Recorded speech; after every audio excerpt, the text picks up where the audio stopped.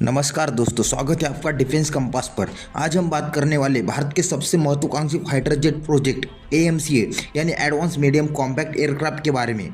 भारत अब अपनी खुद के 5th generation stealth fighter jet बनाने की दिशा में बड़ा कदम उठा चुका है और अब इस प्रोजेक्ट के लिए 7 बड़ी कंपनियां आपस में मुकाबला कर रही है। तो चलिए जानते हैं कौन सी कंपनियां इस रेस में आगे है और कैसे भारत आने वाले सालों में अपनी खुद की स्टील्थ फाइटर पावर बनने जा रहा है। चैप्टर 1, शुरुआत कैसी हुई। AMCA प्रोजेक्ट को DRDO के एरोनॉटिकल डेवलपमेंट एजेंसी विकसित कर रही है, लेकिन इस बार सरकार ने एक कॉम्पिटिटिव इंडस्ट्री पार्टनरशिप मॉडल को अपनाया है। इसका मतलब यह है कि सरकार एक निजी कंपनी को चुनेगी जो DRDO के साथ मिलकर इस फाइटर जेट को बनाएगी, प्रोटोटाइप से लेकर टेस्टिंग और आखिर में सीरियल प्रोडक्शन तक।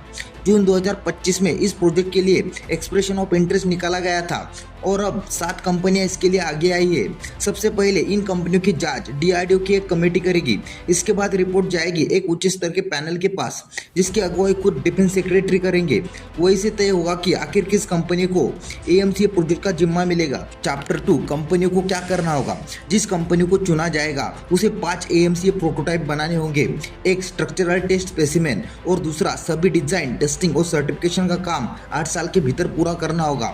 इसका मतलब यह है कि पहला प्रोटोटाइप 2029 तक उड़ान भरेगा, पूरी डेवलपमेंट 2034 तक खत्म हो जाएगी और 2035 तक AMCA का प्रोडक्शन शुरू हो जाएगा। इस पूरी प्रक्रिया के लिए कैबिनेट कमेटी ऑन सिक्योरिटी पहले ही 15,000 करोड़ का बजट आवंटन कर चुकी है। चैप्टर 3, कौन कौन सी कंपनियां इस रेस में है। नंबर 1, HAL यानी हिंदुस्तान एरोनॉटिक्स लिमिटेड। HAL 2 छोटी एरोस्पेस फर्म के साथ साझेदारी में है। इनके पास पहले से ही तेजस और सुखोई 30 MKI जैसे फाइटर जेट बनाने का अनुभव है, इसलिए HAL को मुख्य असेंबली और फ्लाइट टेस्टिंग के लिए मजबूत दावेदार माना जा रहा है। Number 2, Tata advance system limited. Tata group का यह हिस्सा पहले से ही बोइंग और लॉकहीड मार्टिन के साथ काम कर चुका है। टाटा को कंपोजिट स्ट्रक्चर और सिस्टम इंटीग्रेशन में महारत हासिल है, इसलिए वो AMCA के बॉडी और स्ट्रक्चरल पार्ट पर बड़ा योगदान दे सकती है। नंबर 3, अडानी डिफेंस और एरोस्पेस। अडानी ग्रुप के पास UAV, रडार सिस्टम और टेक्निकल प्लेटफॉर्म बनाने का अनुभव है। इनकी फैक्ट्रियां हैदराबाद में है और ये एवियोनिक्स, इलेक्ट्रॉनिक स्ट्रक्चरल इंटीग्रेशन में सहयोग दे सकती है। नंबर 4, L&T और भारत इलेक्ट्रॉनिक्स लिमिटेड। ये दोनों मिलकर इस प्रोजेक्ट में उतरे। L&T के पास मैकेनिकल डिजाइन और प्रिसीजन इंजीनियरिंग की ताकत है, जबकि BEL इलेक्ट्रॉनिक्स मिशन कंप्यूटर और रडार सिस्टम में माहिर है। इस जोड़ी को स्ट्रक्चरल फैब्रिकेशन और EW सिस्टम इंटीग्रेशन के लिए आदर्श माना जा रहा है। Number 5, good luck India, BrahMos aerospace, Thiruvananthapuram और एक्सिसकेड टेक्नोलॉजी। ये ग्रुप मेटलर्जी, प्रोपल्शन और डिजिटल डिजाइन पर केंद्रित है। गुडलक इंडिया एरोस्पेस मटेरियल बनाती है, ब्रह्मोस तिरुवनंतपुरम को रॉकेट और इंजन पार्ट का अनुभव है और एक्सिसकेड डिजिटल सिमुलेशन और डिजाइन सपोर्ट देगी। चैप्टर 6, भारत फोर्ज, BEML और डेटा पैटर्न। भारत फोर्ज के पास फोर्जिंग और प्रिसीजन मैन्युफैक्चरिंग की विशेषज्ञता है।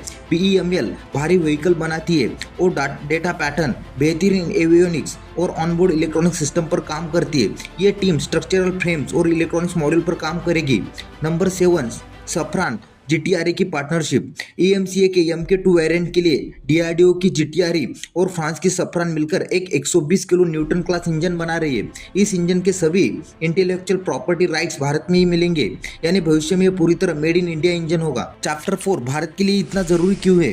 दोस्तों, भारत के पास अभी 42 स्क्वाड्रन की मंजूरी है, लेकिन वास्तव में सिर्फ 30 स्क्वाड्रन ही सक्रिय है, यानी हमारी एयर पावर में एक बड़ा गैप है। दूसरी ओर चीन पहले ही G20 फाइटर जेट को ऑपरेशनल कर चुका है। J-35 बना रहा है, जिसे पाकिस्तान लेने की तैयारी में है, और अब वो 6th जनरेशन फाइटर J-36 और J-50 पर भी काम कर रहा है। ऐसे में भारत के लिए स्टील्थ कैपेबिलिटी बेहद जरूरी हो गई है। Chapter 5, conclusion. तो दोस्तों, AMCA प्रोजेक्ट एक सिर्फ फाइटर जेट प्रोजेक्ट नहीं है, बल्कि भारत के एरोस्पेस इंडस्ट्री को आत्मनिर्भर बनाने की दिशा में सबसे बड़ा कदम है।